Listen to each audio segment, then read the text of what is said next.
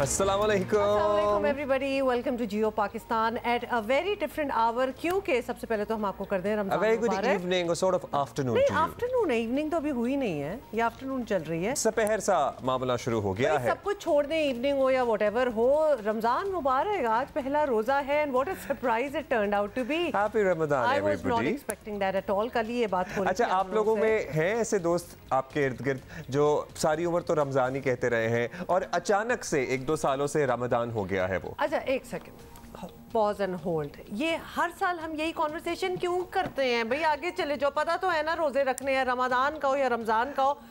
It depends on where you grew up. Like I grew up in the US. Ramzan part of it? नहीं तो रमजान वहाँ कहते थे, अब वहाँ कह रहे तो हम उनको मारे वाले नहीं। तो वो लोग जब वापस मूव होते जौहर के दोस्त जो है ना, जो सारी उम्र नहीं गए बाहर, वो रमजान पे कन्वर्ट हो गए, इसलिए मैं जरा परेशान था। लेकिन हम वो लोग हैं जो लोगों के एक्सेंट्स पे और वो क्या कह रहे हैं उन पे हम रमजान और रमजान मुबारक। होपफुली ये रात गए, अचानक से अनाउंसमेंट हुई। वैसे बाय द वे रूयत हिलाल कमेटी का जो फैसला था ना, वो साइंटिफिक बुनियादों पर बिल्कुल दुरुस्त था, क्योंकि हमने कल ही सुबह जब अपने माहिर मौसमियात से बात की थी, उन्होंने कहा था कि अगर अब्र आलूद नहीं होगा मौसम तो रमजान का चांद नजर आ सकता है, बिकॉज़ चांद अपनी उम्र पूरी कर चुका है। It's just that it was cloudy overcast कल पाकिस्तान में। तो इसका मतलब ये नहीं है कि रमजान चांद नहीं है, उसके पीछे चांद वाज वेरी मच देयर। और जहां बादल नहीं थे वहां नजर आ गया। लेकिन इवन देन आपको पता, लोगों को बहुत लेट पता चला, बहुत लोग तो एक्सपेक्ट नहीं कर रहे थे। अच्छा, और ऊपर से जब हम कह रहे थे तो यकीन नहीं कर रहे थे। मतलब मैंने भी 2-4 दोस्तों को बताया, नहीं ऐਵੇਂ ही छोड़े। मैंने कहा भाई आप टीवी देख लीजिए, मैं आपको बता रहा हूँ कि रमजान का चांद नजर आ गया है। उसके बाद तरावियों के लिए खासी मुश्किल पेश आई, क्योंकि फिर 10:30 पौने 11 बजे बहुत से लोगों ने जो तरावियां शुरू करनी थी, ऑब्वियसली ईशा की नमाज के बाद तो सिलसिला नहीं हो सका, इंतजारी में बैठे रहे सब, तो वो हो गया। लेकिन आज बाज़ाब्ता जो रिवायती तौर पर ईशा की नमाज के बाद तरावी का माहौल बनता है या तरावी होती है, वो आज से शुरू होगा सिलसिला। ऑल इन ऑल मुझे अच्छा लग रहा है कि हम सारे, मतलब हमारे जो अरब ममालिक में जो दोस्त हैं, अमेरिका, कनाडा, जहाँ जहाँ हमारे रहते हैं भाई बहन रिश्तेदार, सारे मिलके पहला रोजा सारों का। अच्छा, इंडिया में आज नहीं है बाय द वे? हाँ, इंडिया में नहीं है, इंडिया में कल होगा।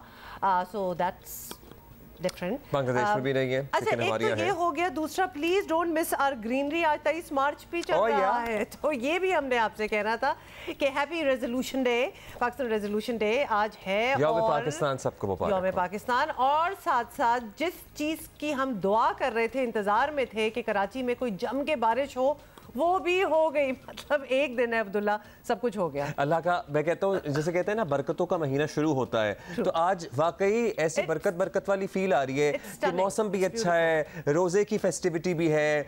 अचानक से रमजान शुरू होने का मुझे तो बड़ा मजा आया, to be honest. When I did not expect it ना, सो वो तो I did not mind it. So ये रेनबो भी नजर आ रही है बादलों के बीच में, कहीं अटकेलियां करती हुई। अब्दुल्ला, रेनबो देख लें, क्या इतनी खूबसूरत रेनबो है। मतलब आज क्या मौसम था और क्या एक festivity, like you are saying.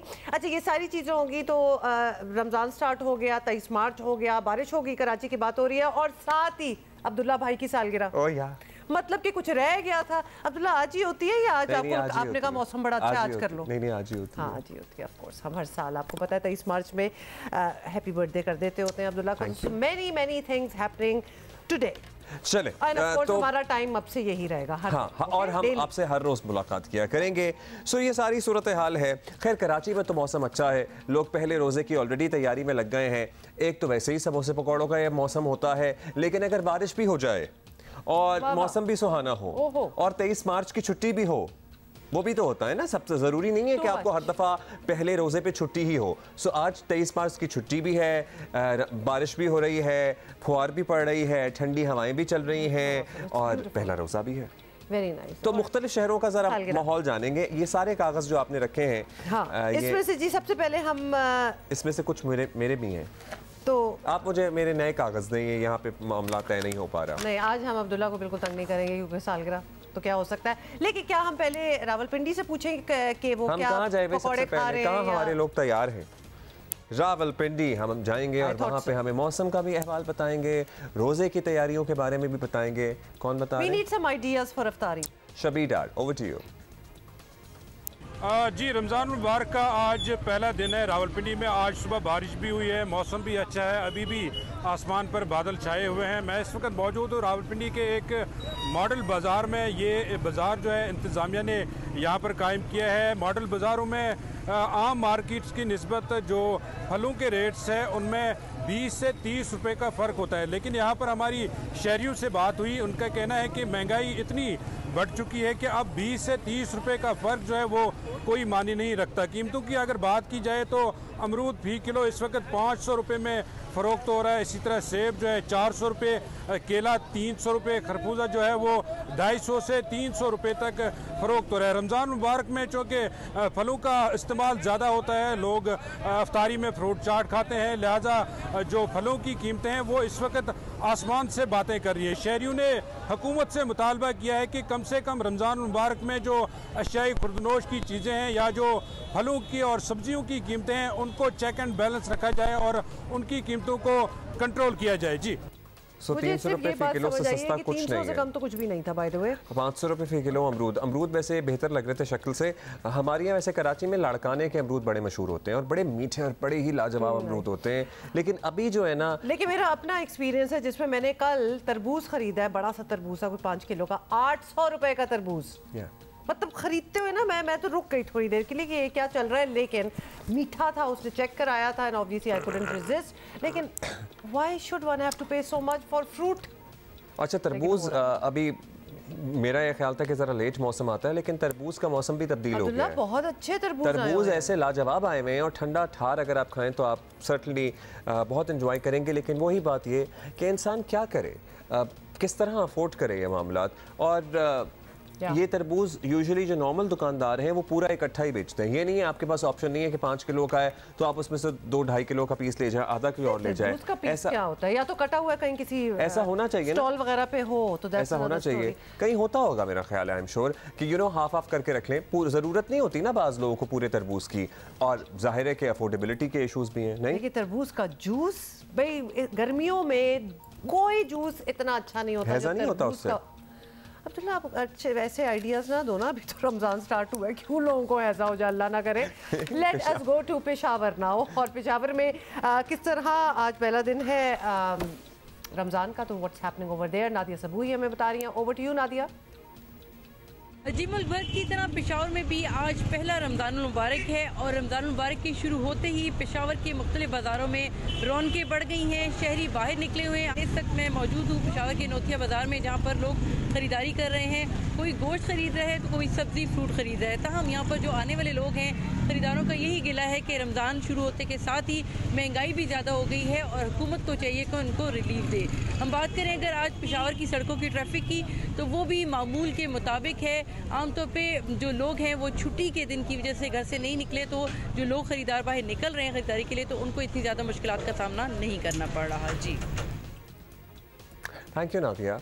और जाहिर है बाज़ारों में रश है। अच्छा, ज़रा अगर आप इस टाइम तक अगर आप जाएंगे ना, ये बिल्कुल चंद लम्हों पहले की सूरत हाल हम आपको अपडेट कर रहे हैं, लेकिन अनदर 15 मिनट्स डाउन और या फिर आधे घंटे कुछ नहीं मिलेगा, दुकानें खाली हो जाती हैं। ये भी होता है फिर। जैसा कि मैं अभी आने से पहले फ्रूट की तलाश में निकला और इतने से बड़े साइज़ के केले दस्तयाब नहीं है मार्केट में, या तो पता नहीं क्या माजरा है हमारे यहाँ।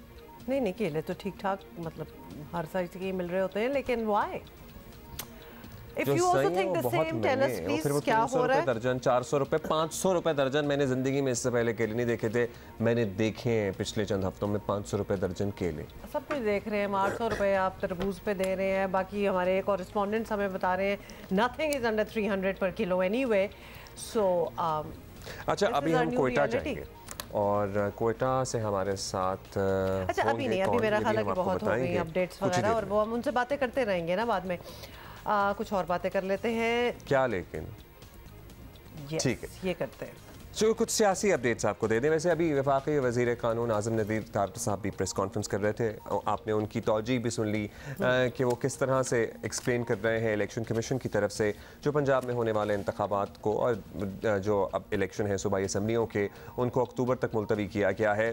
खैर, अब हुआ ये है, वही हुआ इनफैक्ट जिसका इमरान खान को खदशा था और हुकूमत को उम्मीद थी कि इलेक्शन कमीशन ने पंजाब असम्बली के 30 अप्रैल को होने वाले इलेक्शन कर दिए हैं मुलतवी और पंजाब असम्बली के इलेक्शन अब आम इंतखाबात के साथ 8 अक्टूबर 2023 को होंगे। तो क्या हम ये समझ लें कि आम इंतखाबात की तारीख भी 8 अक्टूबर ही होगी? बिल्कुल यही कहा जा रहा है। और 8 अक्टूबर आपको पता है ना कि वैसे ही हम एक और दिन ऑब्जर्व कर रहे होते हैं जो कि ज़ल्ज़ला आया था 2005 में, तो उस दिन से तो थोड़ा सा वैसे ही डर लगता है, खौफ आता है। लेकिन जी हुकूमत ने आपको बता दें कि इलेक्शन कमीशन के फैसले का खैर मकदम, जबकि तहरीक इंसाफ ने आइन से खिलवाड़ करार दिया है और इलेक्शन कमीशन के बाज़ाब्ता हुक्मनामे के मुताबिक तमाम तर कोशिशों के बावजूद वफाकी और सूबाई हुकूमत जो है वो एग्जीक्यूटिव अथॉरिटी बशमूल कानून नाफिज करने वाले इदारे इलेक्शन कमीशन की मावनत करने में नाकाम रहे और तमाम शराकत इदारों की ब्रीफिंग्स और रिपोर्ट्स के बाद इलेक्शन कमीशन इस नतीजे पर पहुंचा है कि पंजाब में इस वक्त पुरअमन शफाफ इंतखाबात कराना मुमकिन नहीं है। तो उन्होंने बेसिकली कह दिया we cannot take the responsibility। उन्होंने कहा हम जिनसे भी पूछ रहे हैं वो ताबुन नहीं कर रहे हैं। मतलब सिक्योरिटी वालों से पूछें तो वजारत दफा कहती है जी अवेलेबल नहीं है हमारे पास ऑप्शन रिसोर्सेज, वजारत ख़जाना कहती है हम फंड्स नहीं दे सकते, डबल दो दफ़ा, और जो दीगर मामलात हैं तो हम कुछ कर ही नहीं सकते। खैर वज़ीर आज़म के मुशीर अता तारड़ ने इलेक्शन कमीशन के ऐलान की वजूहात यूँ बयान की है, सुन लीजिए ज़रा।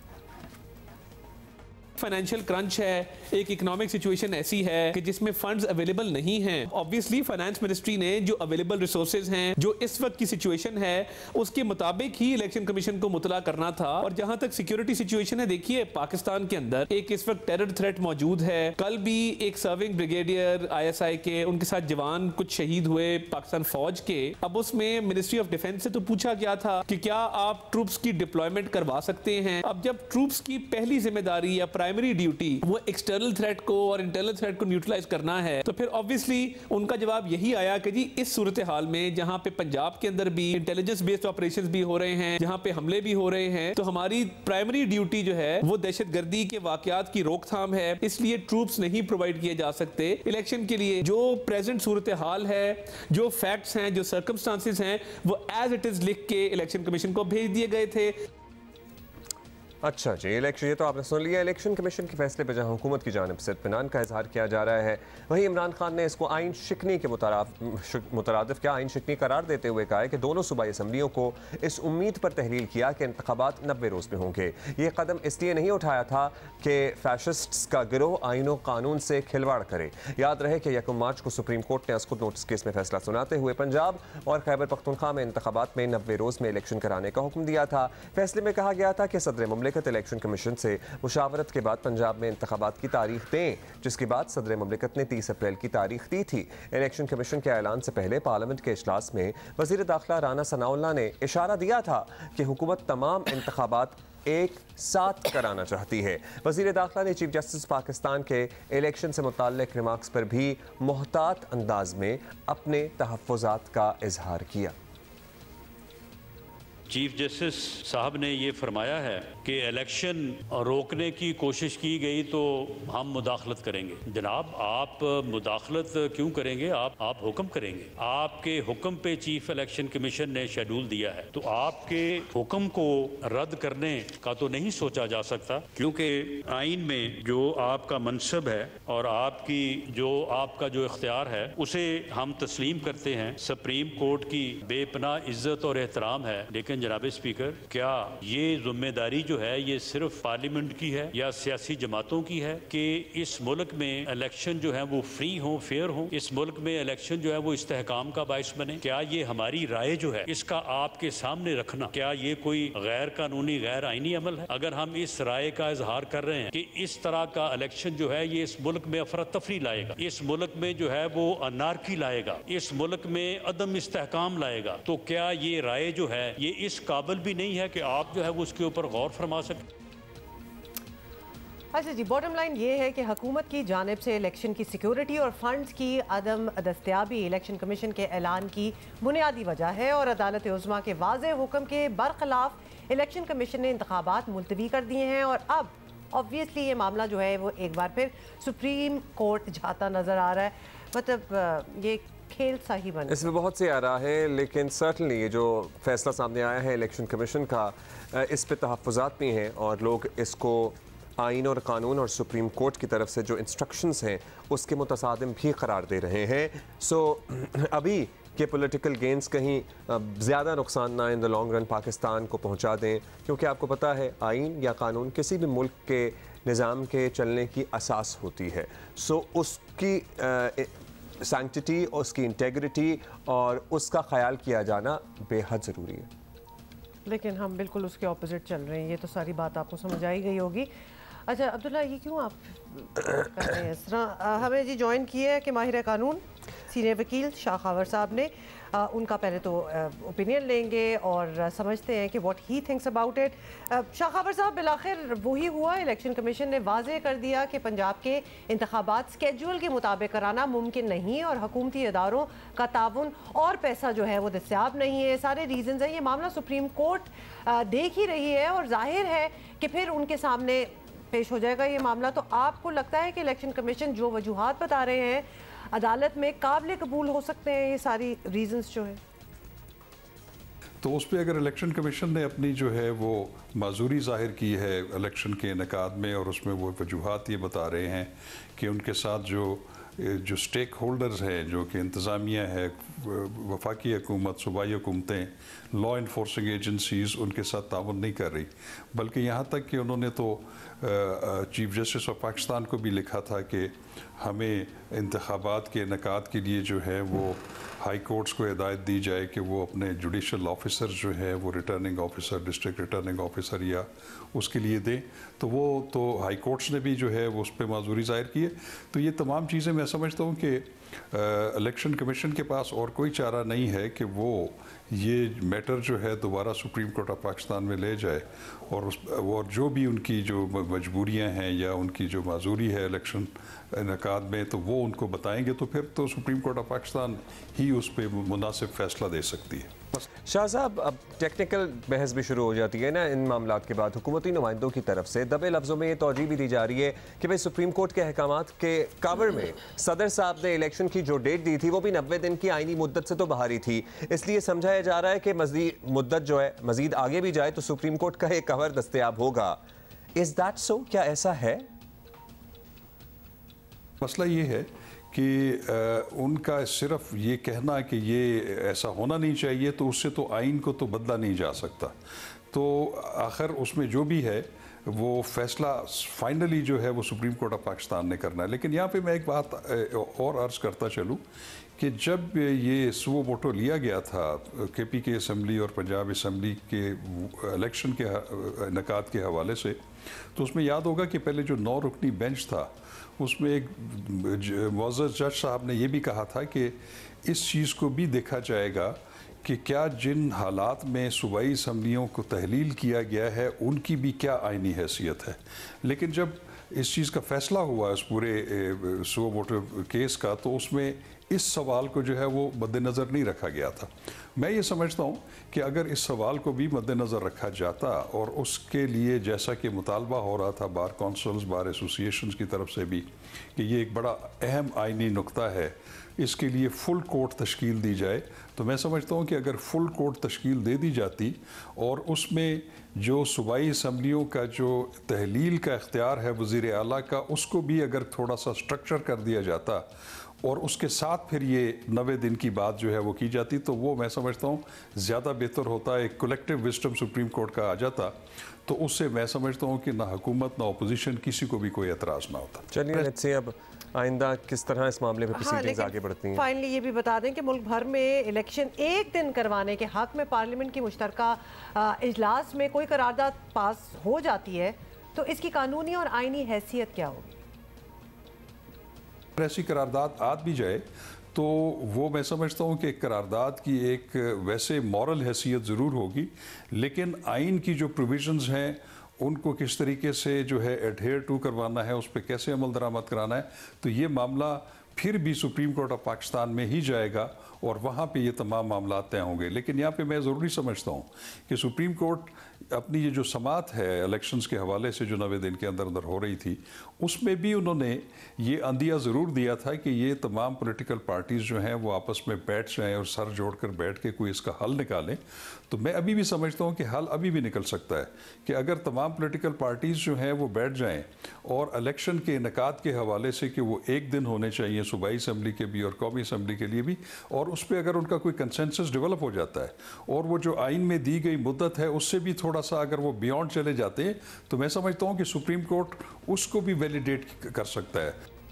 उसको तो सर्टनली वैलिडेट कर देगा, लेकिन ये साथ बैठ के डिसाइड कब करेंगे। बहुत शुक्रिया आपका शाह खाबर साहब। ये बातें तो की जा रही हैं कब से ही, और लिटरली ऐसा लगता है कि अब ये बातें करते हुए भी बहुत अरसा बीत गया। साथ बैठ जाएं, डिसाइड कर लें, कोई हम आहंगी पैदा कर लें, मुल्क का ख्याल कर लें। नहीं होगी ऑनेस्टली। जिस दिन ये हो गया ना कि सारे बैठ के कोई फैसला कर ले, कोई अग्रीमेंट पे आ जाए, That will be the biggest breaking news। मैं कहती हूँ एक बहुत बड़ी बात हो ट्रेजेडी पता है क्या है? वो नहीं होने वाला कि सबको लगता है कि मुख्तलिफ सियासी जमातों के लीडरान के सपोर्टर्स को लगता होगा कि उनके लीडरान बड़े मुहिब्बे वतन हैं। यहाँ हर सियासतदान ऐसा लगता है, ऐसी फीलिंग ये आती है कि चाहता है कि दूसरा फेल हो, मुल्क का ख्याल नहीं करता, दूसरा फेल हो, वो अगर बरसर इक़्तिदार है तो मुल्क के मामलात बेहतर ना हो, और अपनी पॉलिटिकल राइवलरी में तभी तो साथ बैठ के मुल्क को आगे बढ़ाने के लिए कोई डेट नहीं तय कर रहे। डिप्रेसिंग बात है वैसे ये। कोई बात नहीं, हम जरा इसके बाद खाने पीने की बातें करेंगे कुछ थोड़ी सी, लेकिन थोड़ी डिप्रेसिंग बातें रहती हैं मेरे पास अभी। आपकी सालगिरह है मतलब। Anyway break. Welcome back. आप कह रही थी ना कि मैं मजीद टेंशन की बातें थोड़ी देर के लिए रोक लूं, तो आपको ज़रा लिए चलेंगे हम लाहौर लाइव। और आपको पता ही है 14 अगस्त हो या फिर 23 मार्च हो, वाघा बॉर्डर पर तो समा ही और होता है। एक्चुअली पता ही तब चलता है कि एक्चुअली आज 23 मार्च या 14 अगस्त या कुछ इस किस्म का दिन है। Let's watch. अब परेड गार्ड मार्च करते हुए अंदर दाखिल होते हुए, और इनकी क़यादत 2 ख़वातीन कर रही हैं। ये लेडीज़ रेंजर्स जो हैं अब यहाँ उस जगह पर जा रही हैं जो कि सरहद के बिल्कुल 0 पॉइंट पर दाएं और बाएं अपनी मखसूस जगह पर चली जाएंगी।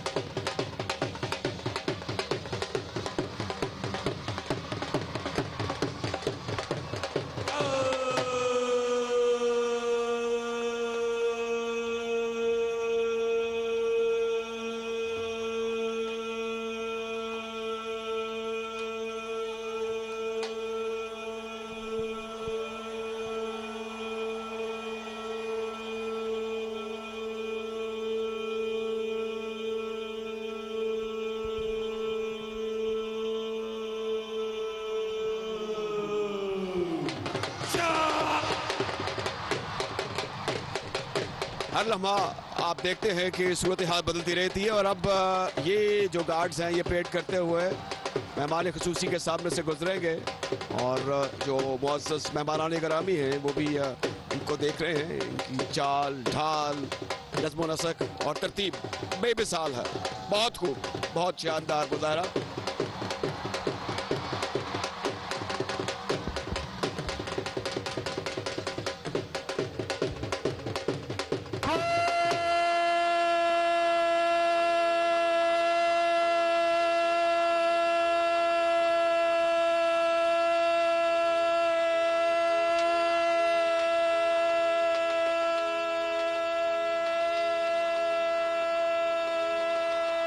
जानबाज मुहब्बे वतन गार्ड्स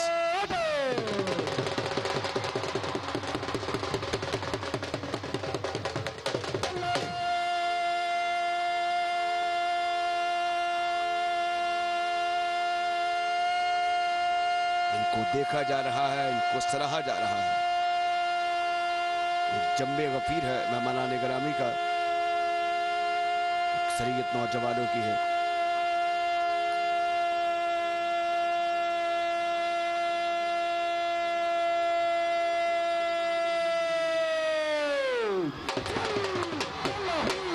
लीजिए अब यहाँ पर ये जवान जो हैं ये मार्च करते हुए एक ख़ास तरतीब से, बड़ी खूबसूरती से हमारे नीचे से सामने की तरफ जाते हुए, बड़ा पुरशुको अंदाज है।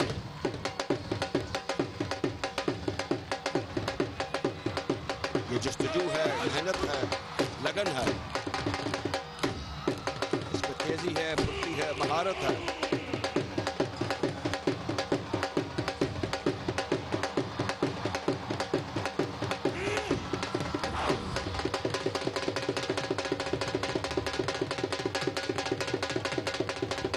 तमाम नर्सें इन पर मरकूज हैं।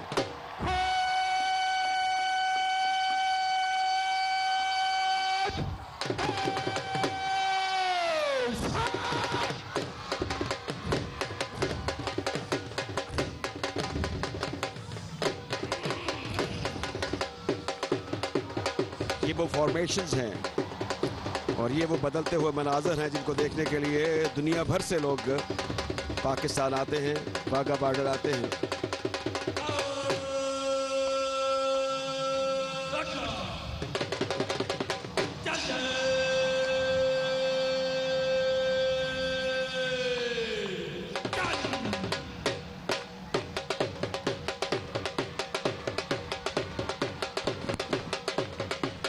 ये परचम बरदार रेंजर्स मैदान में दाखिल होते हुए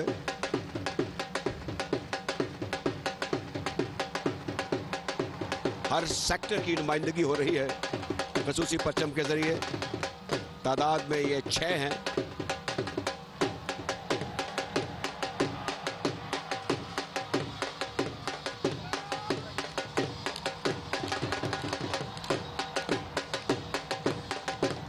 ये पेशा वराना महारत, वतन से लगन और मोहब्बत का और कुर्बानी का एक मुजाहरा है। अच्छा जी, वाघा बॉर्डर लाहौर के आप ये मनाजिर देख रहे हैं। वैसे for all the years that I have been to Wagah border, वहाँ पर ज़रा मर्द हजरात लीड किया करते थे, लेकिन यहाँ पर परेड ग्राउंड में ख़वातीन such a welcome change, by the way, just की तरफ to से see लीड किया ladies गया। doing the march and leading the march actually is good। और क्या कॉन्फिडेंस है, मतलब ख़वातीन लड़कियां जब आ जाती है ना किसी एक्चुअली चीज़ हाँ, में तो परेड गार्ड को लीड कर रही थी पंजाब रेंजर्स की ख़वातीन। सो मैंने लिख के रखा तो मैंने कहा कहाँ गया। सो दैट इज तो आई गई है ना, मतलब लड़कियां ही लीड कर दैट रही इज थी। ग्रेट। अच्छा लगा हमें, ये चेंज पसंद आया। ब्रेक के बाद मिलेंगे। This going to be a headline break.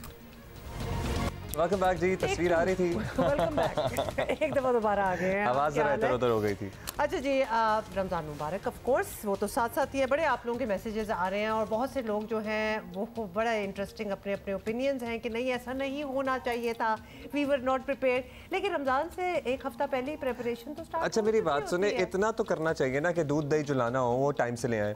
हाँ, जैसे ही अनाउंसमेंट हुई उसके बाद दूध दही की दुकान पे कोई रश पड़ा। हाँ, मतलब और फिर अगर आप थोड़ा लेट पहुंचे तो आपको मिल भी नहीं रहा। सो ये सारी सूरत हाल तो है, लेकिन दैट इज द एक्साइटमेंट। ये मुझे तो ये चीज़ बड़ी वैसे टू बी ऑनेस्ट पसंद है। मुझे भी पसंद। ईद का भी नहीं पता होता, रमज़ान का भी नहीं पता होता, बट फिर पता चल भी जाता है और सारे साथ। अच्छा जी, आज 23 मार्च भी है, आज रमज़ान मुबारक भी है, आज 23 मार्च भी है, आज छुट्टी भी है, आज मौसम भी सुहाना है। और आज एक और अच्छी बात भी है कि वो लोग जो हमें बहुत पसंद हैं उनमें से कुछ को एजाज़ात भी मिले हैं, जैसे कि हमारे फेवरेट बाबर आजम को भी सितारा इम्तियाज से नवाजा गया है जी। बड़ी एक ज़बरदस्त किस्म की सेरेमनी हुई है। बाबर आजम को गवर्नर पंजाब मोहम्मद वलीउर रहमान ने एजाज़ से नवाजा और बाबर आजम ये एजाज़ वसूल करने वाले सबसे पॉइंट टू बी नोटेड सबसे कम उम्र क्रिकेटर बन चुके हैं। और साथ ही आपको ये भी बता दें कि और भी बड़े लोग थे, हमारे legend squash legend Jahangir Khan और जानशेर खान को निशान इम्तियाज से भी नवाजा गया। और इसके साथ साथ भाई हमारी विमेंस क्रिकेट टीम की सुपरस्टार कप्तान बिस्मा मारूफ को भी तमगा इम्तियाज से नवाजा गया। So congratulations to Babar, congratulations to Bisma and everybody who has been awarded with the state awards today. Yes. उधर प्रेसिडेंसी में भी आपको पता है अवार्ड्स हुए हैं और बहुत से हमारे सीनियर जर्नलिस्ट्स को भी अवार्ड से नवाजा गया है। So congratulations to all those who received awards today. तो इस लिहाज से भी ये दिन बड़ा भी इंटरेस्टिंग होता है बिकॉज आपके फेवरेट्स जो हैं उनको अवार्ड्स मिल रहे होते हैं, तो दैट इज गुड। अच्छा, अभी हम जरा रुख करेंगे। किसका? अभी मैं पढ़ रहा था, इनफैक्ट मेरे एक दोस्त ने ट्वीट किया हुआ था कि भाई जो ओके क्वालिटी का केला है ना वो 400 रुपये दर्जन, 400 रुपये दर्जन कराची में मिल रहा है। हम जरा दीगर शहरों की सूरत हाल आपको पता है ना, पिछले घंटे में मालूम कर रहे थे। अभी हमें क्वेटा जाना है। हाँ, शाहाब उमर हमारा इंतजार कर रहे हैं। शाहाब बताइएगा, ओवर टू यू, क्या चल रहा है? आज वादी क्वेटा में आज रमज़ान मुबारक का पहला रोज़ा है और मौसम भी बड़ा खुशगवार है। गुज़िस्ता रात शहर के मुख्तलिफ इलाकों में बारिश हुई थी, मौसम काफ़ी खुशगवार है। इस वक्त भी आसमान पे बादल छाए हुए हैं, कभी धूप निकलती है और कभी बादल छा जाते हैं, तो हल्की बारिश भी होती है। साथ में हल्की सर्द हवा चलने का सिलसिला जारी है। जो शहरी हैं उससे खुशगवार मौसम का एंजॉय भी कर रहे हैं। साथ में चूँकि रमज़ान मुबारक का आज पहला अफ्तार है तो अफ्तार के हवाले से वो एहतमाम भी कर रहे हैं, बाज़ारों में निकले हैं। इस वक्त मैं मौजूद हूँ शाहराह इकबाल में। यहाँ पे अभी बड़ी तादाद में लोग मौजूद हैं, अपनी ख़रीदारी में मसरूफ़ है। दूध, दही, खजूर, फल, सब्ज़ी, गोश्त और जो दीगर दुकानें हैं वहाँ पे शहरियों का जो रश है वो देखा जा सकता है और लोग अपनी ख़रीदारी में मसरूफ़ हैं। जी, इतनी खूबसूरत लग रही थी ना ये सब्जियां, क्या रंग, और वो पिंक रंग की जो गुलाबी गोभी होती है, it looks so nice. What is गुलाबी गोभी? बंद गोभी? हाँ, बंद गोभी गुलाबी होती है। मैंने कहा फूल गोभी कौन सी गुलाबी नजर आ रही है? किसने कहा था फूल? आपको फूल वैसे याद आ रहे हैं क्योंकि आपकी सालगिरह है ना, इसलिए। एनीवे, मौसम बड़ा अच्छा है जी, और महंगाई तो है ही है, लेकिन मौसम बड़ा अच्छा है and we are going to take a moment to enjoy this मौसम, क्योंकि हम बड़े इंतजार में थे कि कराची में कब बारिश होगी। और आज अगर आप टाइम लैप्स चेक करें जो हमने तैयार किया आपके लिए। अब ना सब कुछ धुला धुला हो गया ना, वरना इतना मिट्टी घटा, इतना कुछ पड़ चुका था। अच्छा, महीनों बाद अब आलूद मौसम हुआ और बादल बरसे, और लिटरली मैं बाज़ रास्ते में आते हैं ना दरख्त, हाँ ऑल अक्रॉस, और बाज़ रास्ते में आते हैं दरख्त, पर्टिकुलरली ये बलोच कॉलोनी वाला रोड जो मतलब महीनों से बनी रहा था, फाइनली उसकी कार्पेटिंग हो गई। उसके इर्द गिर्द ना नीम की कुछ प्लांटेशन की थी। अब वो नीम के दरख्त बिल्कुल मरियल बेजान हो गए थे, लेकिन फाइनली अब बारिश हो गई है, सो दरख्त भी सुख का सांस ले रहे होंगे, चरिंद परिंद भी, और इंसान तो ले रहा है। अच्छा, उनीबा जो है ना, आपको लेकिन मेरे घर लाइट नहीं आ रही थी, मैंने आपको बताया, लास्ट आपको बताया था पिछले हफ्ते गैस नहीं आ रही थी, कल गैस तो अभी भी नहीं आ रही। गैस आती है, आई है 2-4 दिन, फिर चली जाती है। सो गैस के अपने मामला चल रहे हैं और लाइट नहीं आ रही थी, और गैस के मामले में तो हमने अपने दिल को तसल्ली दे दी है। वो नहीं होने वाला। अच्छा, उनीबा से मिले ना, और हम यहाँ स्टूडियो में, उनीबा तो कहीं बाहर एंजॉय कर रही है मौसम बताएंगे कराची का कैसा रहा, कैसा है? बताएं। कराची में सुबह का आगाज़ बहुत ही हसीन मौसम से हुआ और कराची वाले बहुत ज़्यादा खुश हैं क्योंकि पहला रोज़ा है और इतना ज़्यादा हसीन मौसम। पिछले कुछ दिनों से हम देख रहे हैं मौसम तो बहुत अच्छा था, लेकिन आज उन तमाम दिनों से ज़्यादा अच्छा मौसम है क्योंकि कराची को बादलों ने पूरी तरह से अपनी लपेट में लिया हुआ है। इस वक्त भी कराची के मुख्तलिफ इलाकों में वक्फे से बारिश का सिलसिला जारी है। कहीं बूंदाबांदी हो रही है, कहीं हल्की बारिश हो रही है और कहीं मुतदिल बारिश हो रही है। माहिरीन मौसम बताते हैं कि बोहरे रब से बादल शहर की जानिब आ रहे हैं और यहाँ पर बरस रहे हैं, इसके साथ गरज चमक भी हो रही है। मौसम के हवाले से अच्छी खबरें हमारे पास हैं, वो ये है कि रमज़ान का पहला अशरा मौसम के हवाले से कराची में काफ़ी बेहतर रहेगा और कराची में जो दिन के दर्जात हैं वो मामूल से कम रहेंगे, यानी बहुत ज़्यादा गर्मी नहीं होगी। ये भी बताया जा रहा है कि 30 मार्च या फिर 1 अप्रैल को एक और मगरबी हवाओं का सिलसिला मुल्क पर असरअंदाज हो सकता है, उसके ज़ेर से कराची में बारिश का इम्कान रहेगा। अप्रैल में मजीद कोई एक सिस्टम और भी आ सकता है, लेकिन अप्रैल का जो वस्त है उसके बाद से दर्जात बढ़ने की पेशन गोई की जा रही है, जबकि ये भी पेशन गोई की गई है कि रवा साल मानसून में मामूल से कम बारिशें हो सकती हैं। ये जो काले बादल रोल हो रहे होते हैं ना, ये टाइम लैप्स में बहुत अच्छे हैं और एक्चुअली ये नज़र भी आ रहे थे। It was dark, it was very pretty. मतलब ये मौसम है तो वैसे ही बंदा समोसों वाली दुकान पे पहुंच जाता है, तो आज तो फिर रोज़ा है सबका। पकौड़ों में भी कोई बुराई नहीं है वैसे। हाँ। लेकिन हम आपको वैसे कोशिश हमने की थी, इरादा भी बनाया है, अगर टाइम होगा तो जरूर बताएंगे कि हेल्दी ईटिंग ऑप्शंस क्या है इस रमजान में। आज के दिन आपको हेल्दी ईटिंग ऑप्शंस वैसे ये जो है ना दूसरे रोजे से शुरू होना चाहिए। पहले दिन तो जरा पकौड़े चलने चाहिए, although we discourage any fry foods and all that, but we eat sometimes ourselves। Lahore जाएंगे हम, लाहौर में हमें अपडेट कर रही है दुआ मिर्जा जी। आज यकम रमज़ानुल मुबारक है और लाहौर का मौसम बहुत खुशगवार है। महकमा मौसमियात ने नवीद सुना रखी है कि आइंदा 48 घंटे में लाहौर में मुख्तलिफ इलाकों में कहीं हल्की और कहीं तेज़ बारिश होगी। और आज सुबह से हम देख रहे हैं ठंडी हवाओं का राज है, सुरमई बादल हैं और बारिश भी होती जा रही है, इसलिए मौसम बहुत अच्छा है। रोज़ा बहुत अच्छा गुजरा और साथ साथ लोगों ने बड़ा एहतमाम किया हुआ है रोज़े का। हम देखते हैं कि महंगाई तो अफेक्ट करती ही है, लेकिन रमज़ानुल मुबारक का जो एहतमाम है वो लोग बहुत ज़्यादा करते हैं। और पहला रोज़ा बड़ा फॉर्चुनेट इसलिए है क्योंकि आज 23 मार्च की पब्लिक हॉलीडे है, तो तमाम लोग पहली अफ्तारी और पहली सहरी घर करेंगे। क्योंकि लाहौर में कल्चर है कि तमाम लोग जॉब्स कर रहे होते हैं और मोस्टली घर वाले शिकायत करते हैं कि रमज़ान में भी अफ्तारी साथ नहीं हो पाती क्योंकि किसी का जॉब टाइम कुछ होता है, किसी का कुछ। लेकिन आज पब्लिक हॉलीडे थी और पहला रोज़ा था, तो लोग घर में करेंगे।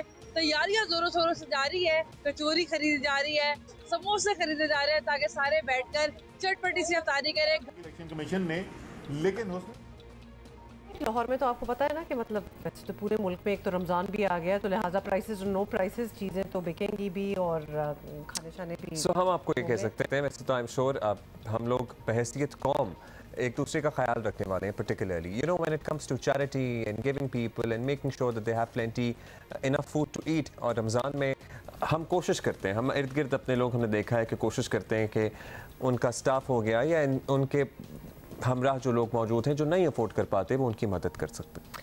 मैंने आप लोगों को कल ये बताया था कि पूरी दुनिया में obviously everybody knows Muslims are everywhere in every country in the world, तो रमज़ान बाज़ार जो हैं वो लगा दिए, मुसलमान मुल्क हो या ना हो, it does not matter, Ramzan बाज़ार लगा दिए हैं और किस तरह स्लैश डाउन किए हैं प्राइसेस, इनकरेज कर रहे हैं लोगों को, वो मना रहे हैं इस महीने को। और हमारे यहाँ नहीं, हम कारोबार करने में लिहाज नहीं करते, हम वैसे चैरिटी कर देंगे, लेकिन हम क्या मुनाफाखोरी कम कर दें?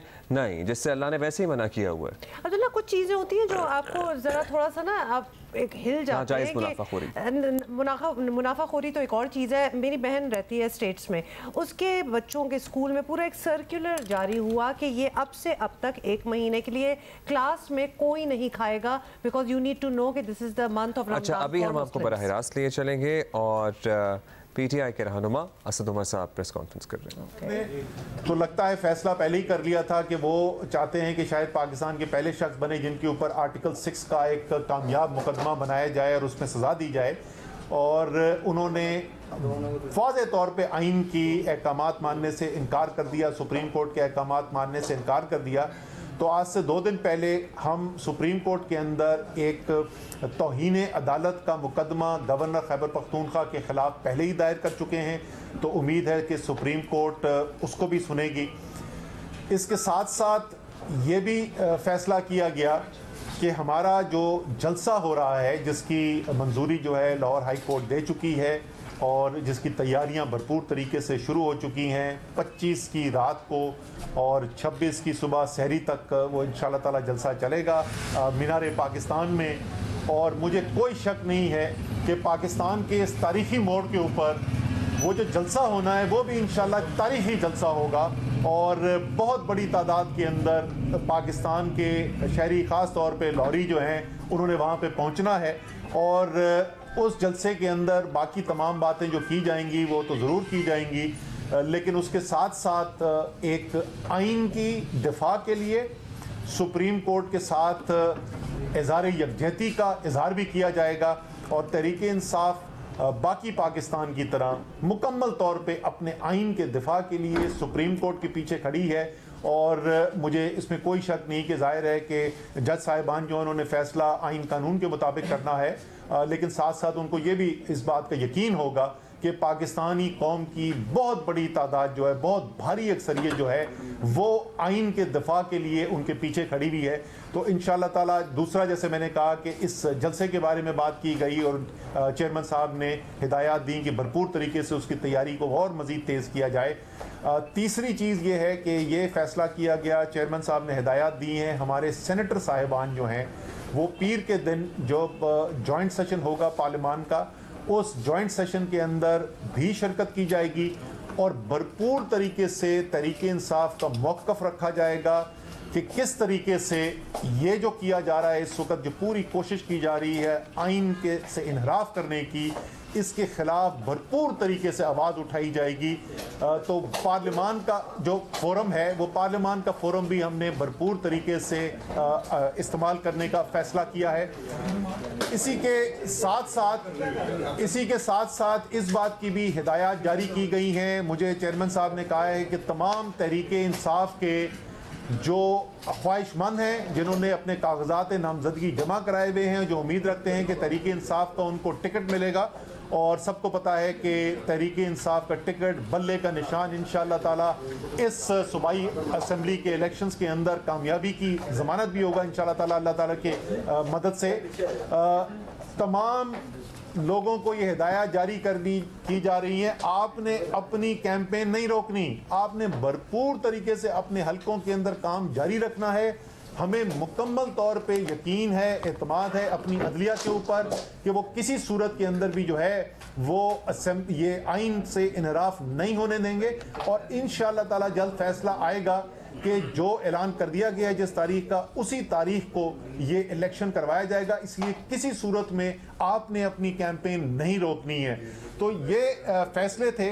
अब मैं फवाद चौधरी साहब से दरख्वास्त करूंगा कि इससे जुड़े हुए दूसरे मामला, ख़ास तौर पे सिक्योरिटी के मामला जो हैं और इमरान खान साहब के और जो हमारी कैंपेन से रिलेटेड मामला हैं, उनके बारे में आपको मज़ीद अब बताएं। जी अच्छा जी, बिस्मिल्लाहिर्रहमानिर्रहीम। नहीं, वो सेटलमेंट हो रही है। थोड़ा यह है कि कमरा छोटा है, तो मेरी रिक्वेस्ट होगी कि फ़ोन आता है तो या बात कर रहे होते हैं तो यहाँ तक आवाज़ जो है वो आती है। अच्छा जी, जो फ़ैसले हैं उसके बारे में तो असद उमर साहब ने बड़ी तफसील से सारी चीज़ें जो हैं वो बता दी हैं। और सबसे बड़ा फ़ैसला तो यही है कि हम इलेक्शन कमीशन का जो कल का कदम है 23 मार्च को, जो आज यौम पाकिस्तान के दिन जो हमें तोहफ़ा दिया गया आइन को तोड़ के, आइन को पामाल करके, हम उस इक़दाम के ख़िलाफ़ सुप्रीम कोर्ट से रजू कर रहे हैं और कल इंशाअल्लाह इस सिलसिले में जो पटिशन है वो फ़ाइल कर दी जाएगी।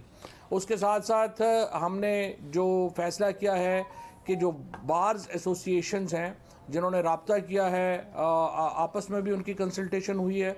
सुप्रीम कोर्ट बार एसोसिएशन है, Lahore high court bar association है और उस समय तकरीबन 96 बार एसोसिएशंस हैं जिन्होंने इस फ़ैसले को मुस्तरद किया है। और वकला की जो भी तहरीक चलेगी, तहरीक इंसाफ उसके पीछे खड़ी होगी और इंशाअल्लाह ताला ये पाकिस्तान के लिए वैसे तो है ना, हमारे यहाँ वो कहते हैं ना, चली है रस्म के कोई ना सर उठा के चले, लेकिन इंशाअल्लाह पाकिस्तान के लिए एक तरफ जहाँ ये हम देख रहे हैं कि मायूसी हुई है, दूसरी तरफ एक उम्मीद की भी किरण जागी है। अंधेरा इतना है कि इसके बाद सूरज निकलने के अलावा कोई ऑप्शन नहीं है और इंशाअल्लाह सूरज निकलेगा, पाकिस्तान के अवाम मुक़्तदर आला होंगे। जिस तरीके से ये मामला चलाए गए हैं और जिस तरीके से हमने देखा है कि सुप्रीम कोर्ट ने हुक्म दिया, इतने लायक माशाल्लाह वज़ीर कानून और अटॉर्नी जनरल हैं, उन्होंने बाहर निकल के कहा, अंदर 5 रुकनी बेंच समाअत कर रहा है, बाहर निकल के इन्होंने कहा नहीं वो 4-3 से फैसला हमारे हक़ में हो गया। भाई वो 2 रूहें थी जो आपने डाल दी थी, वो कहाँ से आ गए थे? उसके बाद कोई रिव्यू फाइल नहीं किया, सुप्रीम कोर्ट में कोई नज़रसानी नहीं की।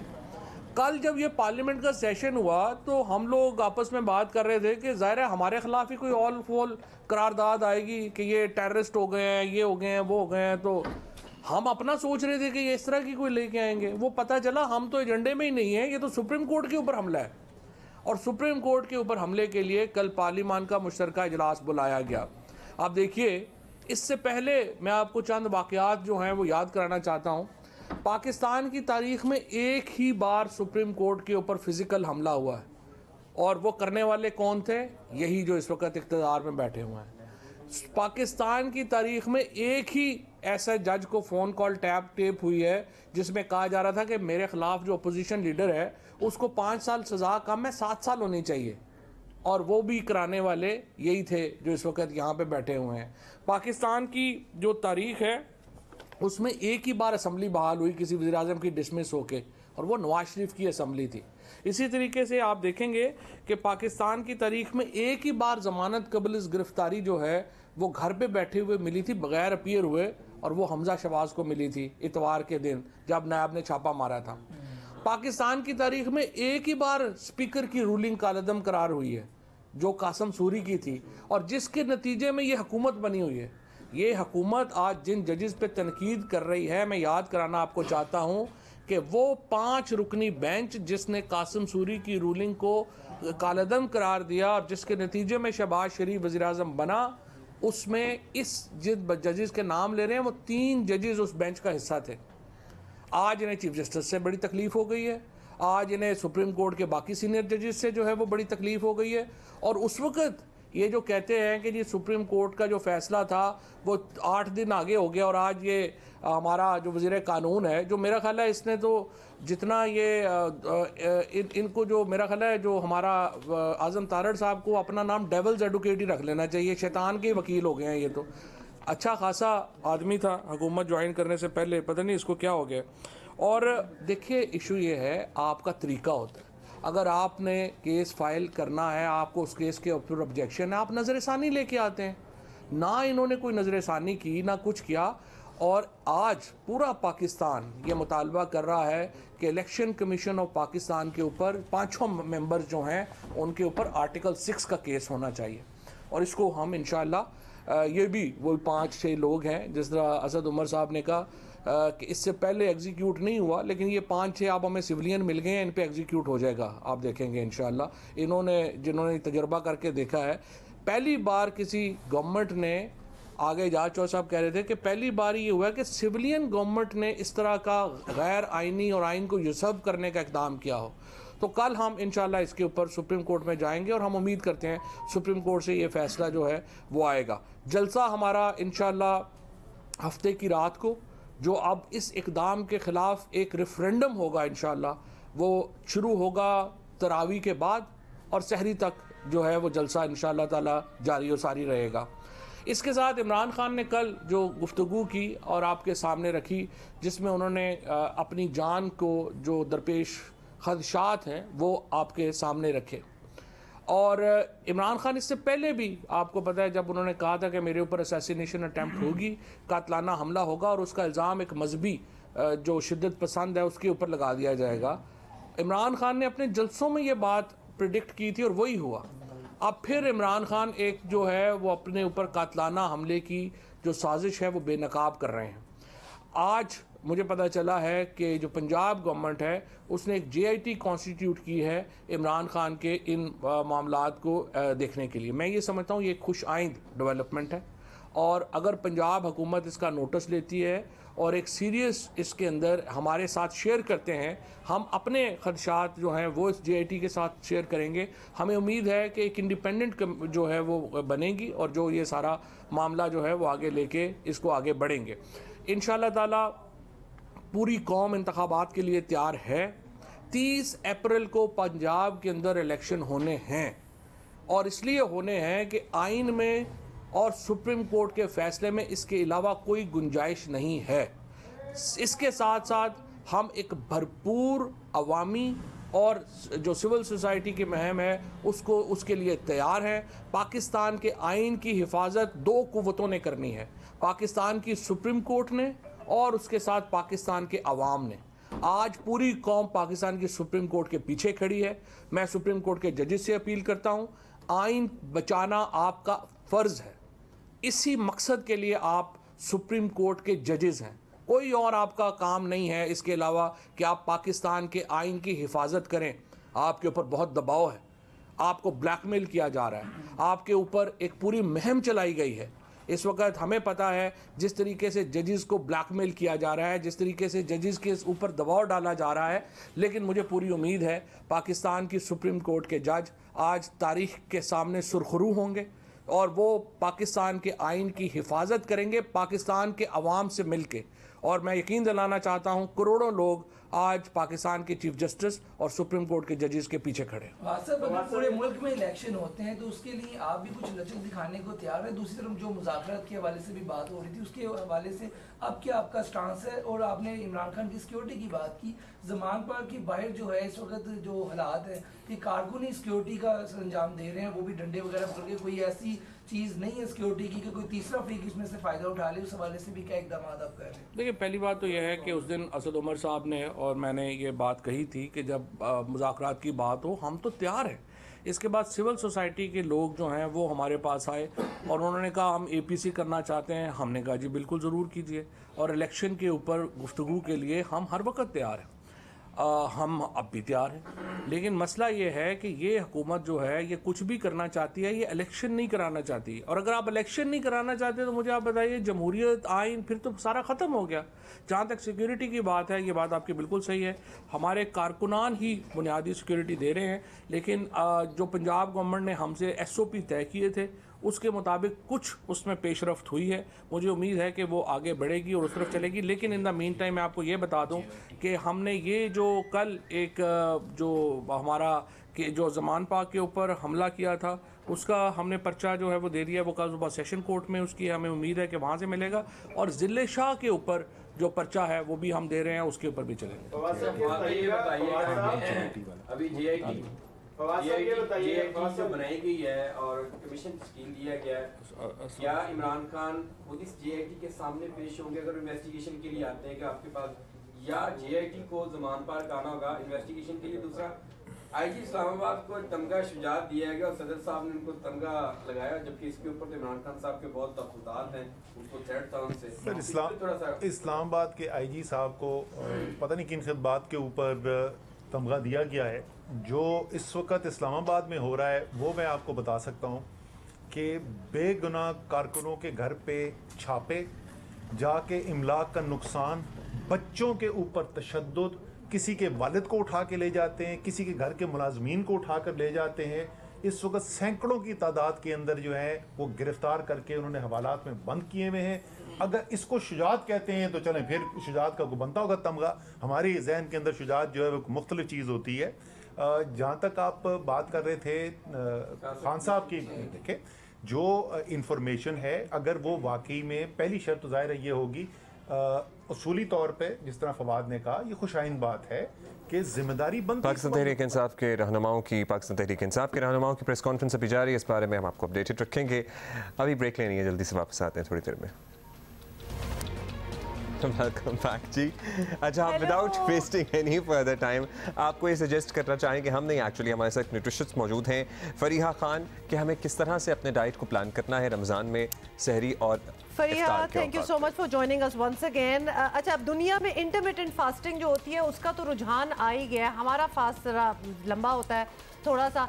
किस तरह इस मौसम के हिसाब से हम क्या चीज़ें खाएं कि हमारा ज़रा रोज़ा अच्छा निकल जाए? अस्सलाम वालेकुम। सबसे पहले तो thank you for having me again. और इसीलिए जो हमारा फास्टिंग का पीरियड होता है वो अप टू 16 to 18 आवर्स का हो जाता है, जिसमें अक्सर मौसम, आज तो खैर बहुत अच्छा है, लेकिन अक्सर मौसम काफ़ी गर्मी वाला भी होता है। तो इट्स बेटर कि आप अपनी हाइड्रेशन को बहुत ज़्यादा अच्छा रखें, और हाइड्रेशन अच्छा रखने के लिए पानी का इंटेक जो आपका इफ्तार से लेकर सहरी तक का पीरियड होता है उसमें बहुत जो है वो आपको ऑप्टिमाइज रखना है। लेकिन इसका हरगिज़ ये मकसद नहीं है कि एक साथ 4-5 ग्लास पी लिए जाएं। आपने हाफ ग्लास, 1 ग्लास सिर्फ पर सिर्फ टाइम टू टाइम जो है वो अपना हाइड्रेशन रखे रखनी। अच्छा, आपको पता है रमज़ान में जी, ये भी सेकंड थिंग भी बताइएगा, रमज़ान में पानी से हाइड्रेशन से याद आया, लोगों को सर दर्द की बहुत शिकायत होती है, those who are suffering from migraines, उनके बहुत सर दर्द हो जाते हैं, तो वो क्या करें फिर? Yes, because of the dehydration जो है वो सर दर्द की शिकायत रहती है। तो जब आपकी डिहाइड्रेशन नहीं होगी, आप अपना वाटर का इंटेक अच्छा रखेंगे, फाइब्रस फ्रूट्स का इंटेक अच्छा रखेंगे, वो फ्रूट्स जो कि जिसमें ज़्यादा वाटर कंटेंट होता है, लाइक मेलन है, वाटरमेलन है, सिट्रस फ्रूट्स हैं हमारे सारे, तो उसमें जो है अगर आप हाइड्रेशन अच्छी रखेंगे तो उससे डिहाइड्रेशन की प्रॉब्लम नहीं होगी। अच्छा, यानी फ्रूट्स को आप करें, जो कि आपने बड़ी इंपॉर्टेंट और सहरी के वक्त आपने ऊँट नहीं बन जाना। नहीं, एग्जैक्टली, ये आपने बहुत अच्छी बात की है कि सिर्फ पानी के अलावा भी वाटर मतलब बेरिंग फ्रूट्स जो ये खास तौर पे अगर हम तरबूज वगैरह की बात करें, उनका तो कंटेंट 90% उस समय बहुत सारे लोगों को लगता है कि सहरी पे अगर हम आधा जग पी लेंगे तो हाइड्रेशन हो जाएगी पूरी, लेकिन ऐसा नहीं होता। समटाइम्स आई डू दैट, और आज बड़ी तकलीफ हुई उस चीज़ से, इसलिए हमने कहा फरीहा से पूछ लें। इसके अलावा बताइएगा, और ये बातें ऑब्वियसली आपने अच्छा मेंशन किया कि आज तो बड़ा अच्छा मौसम है, किसी को कोई रोज़े की टेंशन नहीं होनी चाहिए, but the fact of the matter is कि अब तो गर्मी बढ़ेगी और ऑब्वियसली जिस तरह हम आगे जाएंगे तो मुश्किल होता जाएगा। फ्राइड फूड्स के हवाले से कोई आपने अपना माइंड बदला कि क्या अब हम खा सकते हैं, या it's a no no? Mind नहीं बदला, लेकिन आप अपने कुकिंग मेथड्स का ज़रूर चेंज कर सकते हैं। लाइक अगर फ्राइड समोसा या पकोड़ा खाना है तो उसके बेहतर है कि बेक्ड समोसा या पकोड़ा खा लें, या फिर आजकल एयर फ्रायर्स जो हैं वो हमारे पास एक बेनिफिट आ गया है, तो आप वो एयर फ्राई करके खा सकते हैं। एंड इसके अलावा अगर कबाब जैसी चीज़ खाएं तो वो ऑलिव ऑयल में या किनोला ऑयल में भी शैलो फ्राई करके खा सकते हैं। तो और समोसा भी अगर हम मतलब डीप फ्राई ना करें, समोसा हल्का सा थोड़ा सा शैलो फ्राई टाइप सूरत हाल कर ले हम। तेल तो लग रहा है ना उसमें। बिल्कुल, आप बिल्कुल कुछ तो होगा ना, और इसमें भी मेरा ख्याल है कि बैलेंस जरूरी है। एग्जैक्टली, कंपैरेटिवली कम ऑयल यूज हो रहा है। कुछ ज़रा सजेस्ट करें ना कि हफ्ते में 3-4 दिन फ्राइड आइटम खा लें, 2-4 दिन ना खाएं, कुछ ज़रा हमें सजेस्ट करें। और दूसरा ये दही लस्सी, इसको आप जरा अपने डाइट का हिस्सा बनाएं, ये भी एक है। बिल्कुल, सबसे पहले सबसे इम्पोर्टेंट चीज़ आपकी गट की हेल्थ को सबसे ज़्यादा बेहतर रखने के लिए योगर्ट का इस्तेमाल बहुत ज़रूरी है, क्योंकि उसमें प्रोबायोटिक्स होते हैं। प्लस जो है वो आप उसको एज अ बेनिफिशियल, मतलब हमारी जो इफ्तार की ड्रिंक लस्सी के फॉर्म में भी यूज़ कर सकते हैं, जो कि यूजुअली सहरी में भी काफ़ी उस पर यूज़ की जाती है कि प्यास ना लगे, एंड दैट्स ट्रू। लस्सी के इस्तेमाल से प्यास की शिद्दत जो है वो कम महसूस होती है। अच्छा, ऐसा होता है? जो है वो हम तो समझते हैं कि हमारी अम्मी ही कहती हैं, लेकिन हम आपसे साइंटिफिकली जानना चाहते हैं कि दही या लस्सी पीने से प्यास की शिद्दत कम होती है? सारा दिन आप हाइड्रेटेड क्या रहते हैं? होती है, हाइड्रेटेड रहते हैं, प्रोबायोटिक्स का बहुत अच्छा रहता है, आपका गट हेल्थ बहुत अच्छा रहता है, और सबसे इम्पोर्टेंट चीज़ तो ये है कि इसलिए भी कह रही है बिकॉज रमजान और नो रमजान गर्मियों में लोग लस्सी इसलिए भी पीते हैं ताकि वो जरा हाइड्रेटेड रहें, ठंडे रहें और बहुत ज़्यादा प्यास ना लगे। अच्छा, एक ट्रेंड जो है, अब तो खैर इतनी महंगाई हो गई है, लेकिन हम पिछले कुछ सालों से देख रहे हैं कि बढ़ रहा है। सहरी के वक्त भी लोग बाहर जाके प्रेफर करते हैं सहरी करना, तो घरों से निकलते हैं और एहतमाम होता है, बेशक अपने दोस्तों की तरफ जा रहे हो या वरना रेस्टोरेंट्स वगैरह भी बहुत से खुले होते हैं सहरी पे। तो क्या आप सजेस्ट करती हैं कि वहाँ आप ऐसी जगह जाएंगे तो ऑब्वियसली सब कुछ खाएंगे? एग्जैक्टली देखें, बाहर जाना बुरा नहीं है, लेकिन जो आइटम्स आप सिलेक्ट कर रहे हैं अपनी सहरी के लिए वो बहुत इंपॉर्टेंट है। अगर आप मगज, निहारी, पाए, कलेजी ये खाएंगे तो फिर आपका पूरा रोजा तो बिल्कुल खराब गुजरेगा। लेकिन और लेकिन अगर आप ऑप्शंस इसके कंपैरेटिवली ग्रिल्ड आइटम्स या ऑमलेट या अंडा या फिर आप जो है वो दूसरे आइटम्स यूज करेंगे कबाब की फॉर्म में, या नॉर्मल हमारे घर के जो सालन भी होते हैं, सब्जी है, दाल है, तो अगर वो यूज करेंगे तो उससे कंपैरेटिवली बेहतर होगा।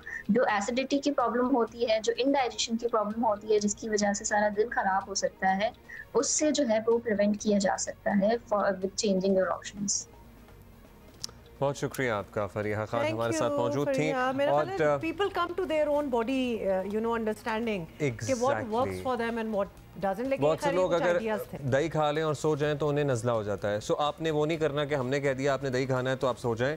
खैर, आज यौम पाकिस्तान भी है और यौम पाकिस्तान आपको पता है कि इस थीम के साथ इस मरतबा मनाया जा रहा है। हाँ, थीम यकजान पाकिस्तान, मतलब एक जान पाकिस्तान, मुत्तहिद पाकिस्तान, जिसमें डिफरेंसेस कम हो, जिसमें एक दूसरे को बर्दाश्त का, एक दूसरे के साथ रवादारी हो। क्योंकि तो मैं हाथ उठा लूं। हाँ, इसके लिए तो वैसे इस मरतबा हम सबको इज्तिमाई दुआ और इंडिविजुअल दुआ भी, इसीलिए ये हमारा खुसूसी मरकज़ होना चाहिए दुआ, हम एक दूसरे के साथ बेहतर अंदाज से रह सकें। अच्छी दुआ है, ये दुआ करें और कल हम आपसे इसी वक्त मिलेंगे और होपफुली ज़रा ज़्यादा टाइम गुजारेंगे आपके साथ। See you tomorrow.